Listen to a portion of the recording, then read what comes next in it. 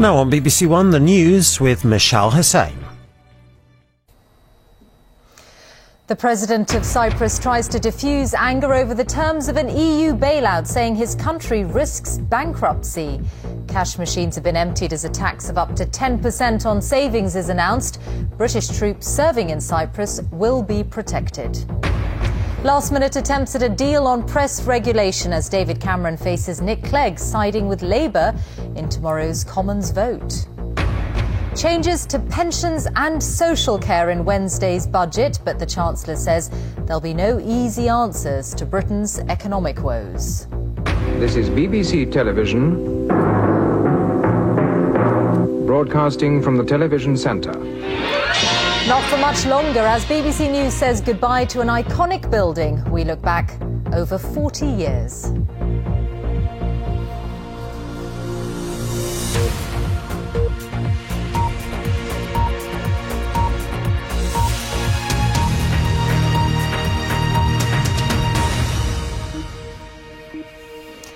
Good evening. The President of Cyprus has warned that his country faces bankruptcy unless it accepts the terms of an international bailout. Now, this is the very last BBC One news bulletin from what has been our home for over 40 years, Television Centre in West London, which has been sold and will be redeveloped. Before we leave here, though, Nick Hyam has been looking back through the archives of the broadcast from this iconic building.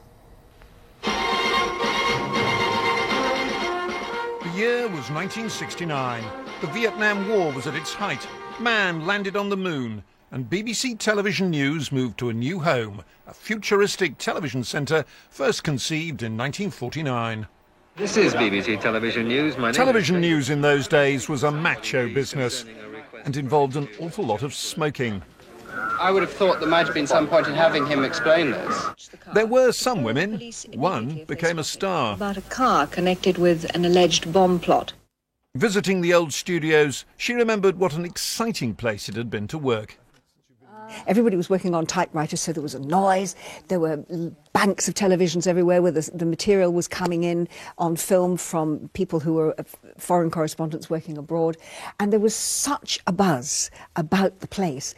It was, I think, every news man or woman's dream to come and work at Television Centre in television news at that time. VT20. 4, 3. From these studios and their successors, the BBC covered history as it happened. After an earlier confrontation down the end, which looked at the time like the kind of civil rights clash we knew from years ago. I'm not allowed to say how many planes joined the raid, but I counted them all out, and I counted them all back. Dawn, and as the sun breaks through the piercing chill of night on the plain outside Coram, it lights up a biblical famine, now in the 20th century. 15 years ago, new high-tech news studios opened at Television Centre. By now, news was broadcasting 24 hours a day. Terrorists attacked the heart of America with catastrophic loss of life. Bankruptcies, bailouts and trading bans triggered the most tumultuous week on world markets in living memory. Reporters risked their lives. Get security! Get security! And sometimes Television Centre made the news. And I do apologise if you're hearing quite a lot of noise in this studio at the moment. I'm afraid that we have rather been invaded by some people who we hope to be removing very shortly.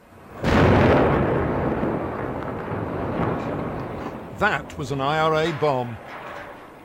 So from tomorrow, these studios and this, frankly, by now rather shabby newsroom will have shut down. But the show goes on. Television News is joining Radio News and the BBC World Service at a new home in central London. Nick Hyam, BBC News, for the last time at Television Centre.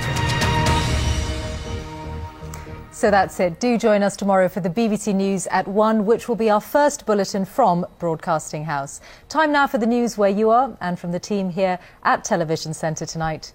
Goodbye.